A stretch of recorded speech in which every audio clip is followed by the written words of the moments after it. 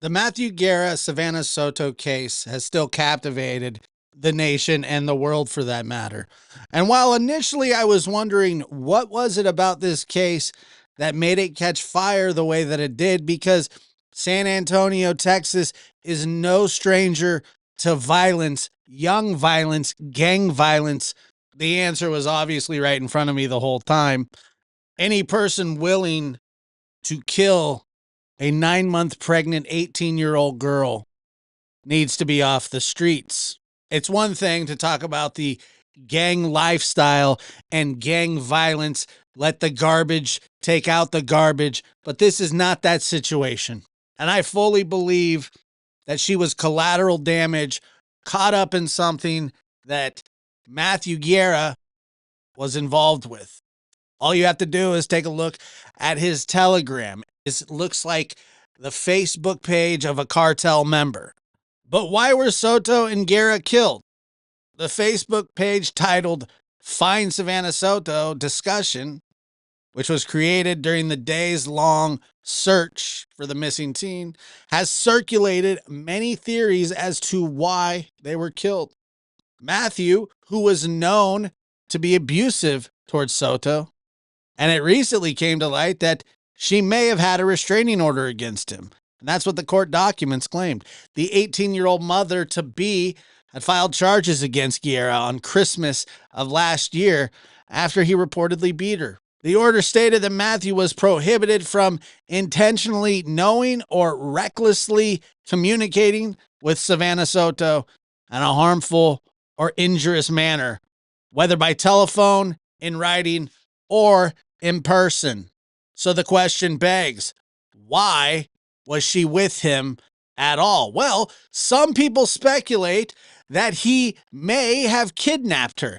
While there's no evidence to suggest that, it's just a theory, one of many going around. Welcome to the lab. I'm your host, Joshua Diaz, and we're going to take a look at the top theories of the triple murder of Matthew, Savannah, and the unborn child. Now, the restraining order and statements that have been made both led many to believe that Matthew was controlling, and messages on Facebook, like they always do, caught the eyes of everybody that was interested in this case. Quote, her abusive boyfriend's last act of control was to take her and their baby's life, not caring that he was now making the mother of Savannah grieve for 2 of her own children and a grandchild. Now, the second child that the person was referring to was 15-year-old Ethan Soto, who was murdered in May of 2022 after he reportedly stole THC cartridges from Victor Nathaniel Rivas. While that story holds little weight, mostly because it is stated that Matthew and Savannah both suffered gunshot wounds to the back of their heads, which would be indicative of obviously somebody else doing it. So that theory holds little weight. Now, there's another theory, the retribution for the court fight. When Rivas appeared in court in October this year to answer for the murder charges against Ethan, he allegedly made gestures to Ethan's family in court, and that prompted them to react, turn the courtroom into a Royal Rumble. The video is shocking. I'll link the video in the description below. 4 of Ethan's family members, all men, were charged with assault and the disruption of a court proceeding, according to the Bexar County Sheriff's Office. Now, there are some that believe that the killing may have been retribution for the brawl in the courtroom, with people running in Rivas' circle potentially seeking retribution for the attack. More, however, believe, like I do, that it actually is tied to Matthew and not Ethan. Another anonymous post read, I love reading everyone's theories, but please keep in mind that he was tortured and she was not. This doesn't have anything to do with Savannah's brother or the fact that her family beat the murderer in the courtroom. If it did, she would have been tortured as well. none of those claims have been verified by law enforcement. The user continued, "This has something to do with drugs and money and what lifestyle Matthew and Savannah were a part of. One of the more likely scenarios is a violent robbery. While the circumstances surrounding this situation are different, the robbery theory itself is another day in San Antonio's drug life." An anonymous post says he could have simply been robbed. He flossed money and his drugs like he was untouchable. Unfortunately, he was not. Live by the sword, die by the sword. Flashing large stacks of cash, jewelry, drugs, and weapons. That'll get the attention of most anybody in the drug and gang world. And sometimes, believe it or not, drug deals go bad.